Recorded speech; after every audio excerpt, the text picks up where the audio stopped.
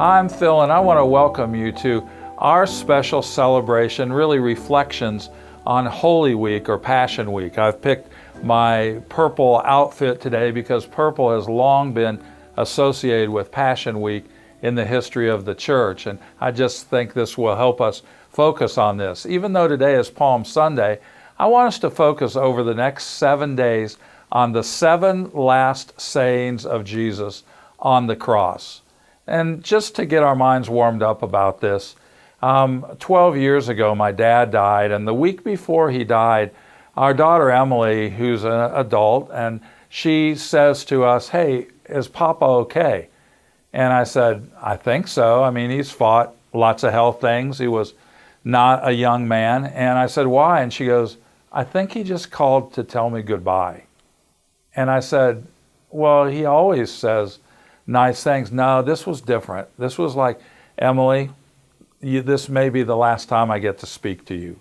And it really shook her up.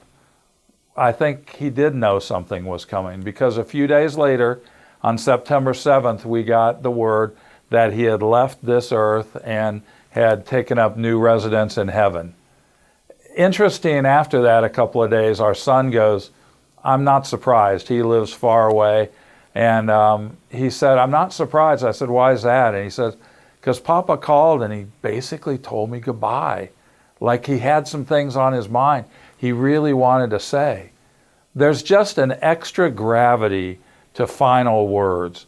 And so these statements by Jesus on the cross, they're often called the 7 last words of Jesus, not literal words, but like if my wife says, I need a word with you, or my boss says, "Can we have a word?" That kind of word. It's 7 statements or sayings.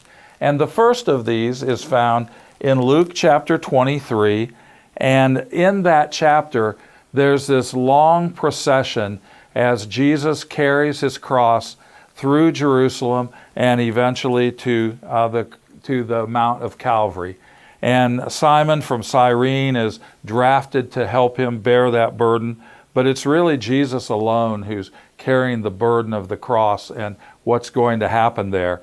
In verse 32, it says, 2 other men, both criminals, were also led out with him to be executed. When they came to the place called the Skull, or Golgotha, if that sounds familiar to you, there they crucified him along with the criminals, one on his right and one on his left. Jesus said, here's his first statement, "Father, forgive them, for they do not know what they are doing." And they divided up his clothes by casting lots. He says, in the midst of all this pressure, in the stress of this moment, with the burden that is upon him, yet he's able to look at his oppressors who are doing this terrible misdeed. It's no justice at all. And he says, "Father, forgive them, for they don't know what they're doing." This is the first saying of Jesus. And with each of these sayings, I want to highlight one window that this gives us into the very heart of Jesus, and then also perhaps one insight for us as his followers. The window into his character is the word forgiveness. It's the main verb in this sentence, "forgive them, for they don't know what they're doing."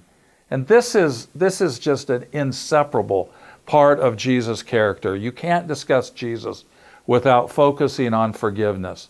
That's why he came to earth, to die in my place and your place, that our sins could be forgiven. But what's interesting about this, and this is maybe the application for you and me, certainly is to trust in his forgiveness and realize his heart toward us is open and loving and accepting. But also in my life, I've had to forgive people at times, so have you. But most times, I'm doing well if well after the fact, I can say, okay, I need to forgive this person. I can't let this person live rent-free in my brain anymore. Even if not for them, for myself, I need to forgive them. The contrast with Jesus is stark. At the midst of the offense being against him, while he's being wounded, while he's being tortured, he already has a heart full of forgiveness. And what an encouragement to us to be quicker to forgive, to not hold a grudge for so long and eventually go, okay, this is doing me no good. This is like me drinking poison, hoping it'll make him sick. That's not Jesus. At the point of his greatest suffering, his eyes are not on himself. He looks and he says, "Dear Father, please forgive them, for they don't even know what they're doing." Forgiveness. That's our first key word in this week of Passion. Think about that today, and we'll see you next time. There's resources. If you go to walkthrough.org/Easter, there's resources to help guide you through this week, and there's going to be one of these each day, so make sure you watch them and tell your friends about it. We'll see you again soon. Thanks.